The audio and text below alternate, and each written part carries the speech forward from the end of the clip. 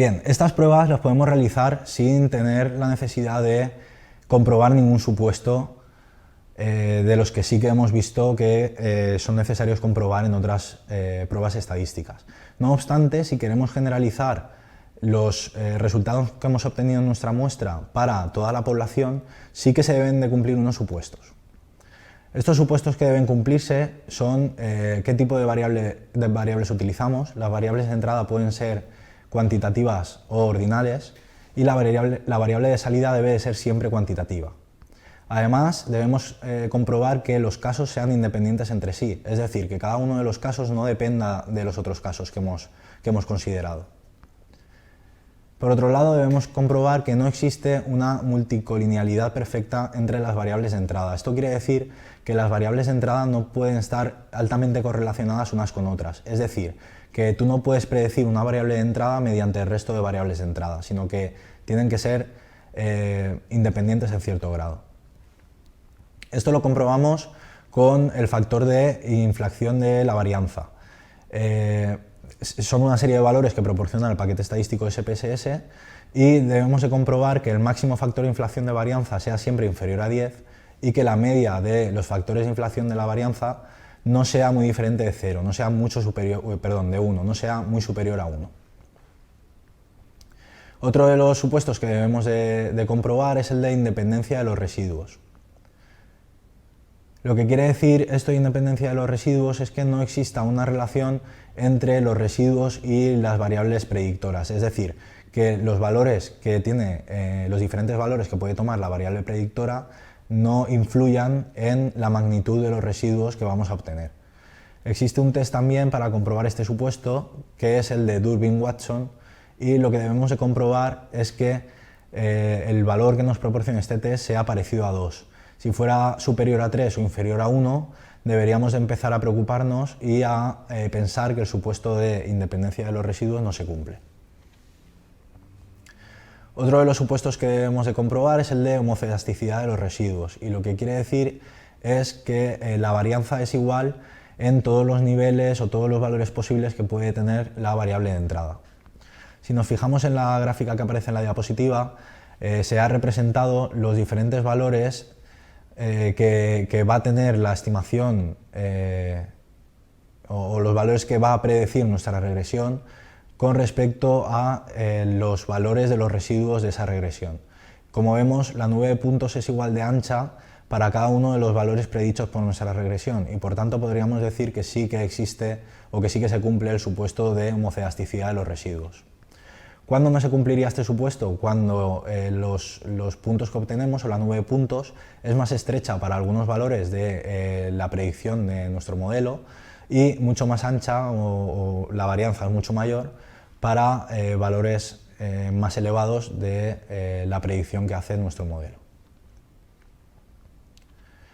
Además, este tipo de gráficos también nos sirve para comprobar el supuesto de linealidad.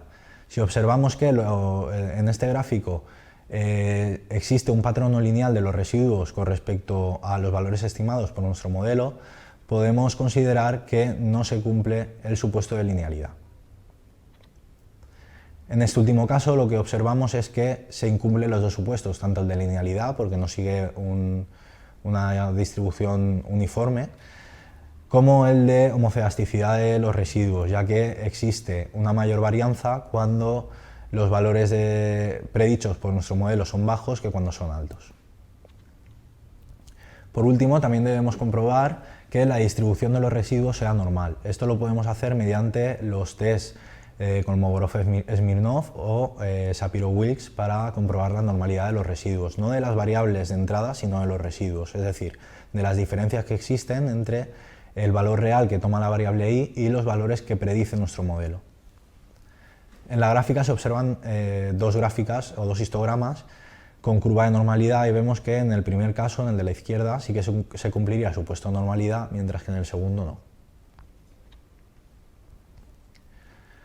Para realizar la generalización del modelo a la población, además podemos utilizar unas técnicas que reciben el nombre de validación cruzada.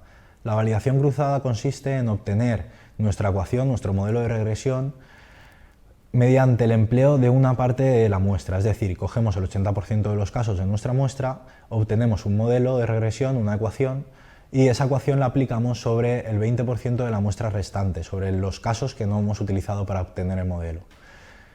Sobre esa estimación, sobre la simulación que hemos hecho en los valores que no hemos utilizado para obtener los coeficientes del modelo, podemos calcular el coeficiente de correlación de Pearson y algunos errores de estimación. El coeficiente de correlación de Pearson es el mismo que se vio en el vídeo de correlaciones y lo que nos dice es cuánta varianza podemos explicar o cuántos cambios en una variable podemos explicar por los cambios de la otra. Y al final lo que nos dice es cómo de fuerte es la relación lineal que existe entre las variables.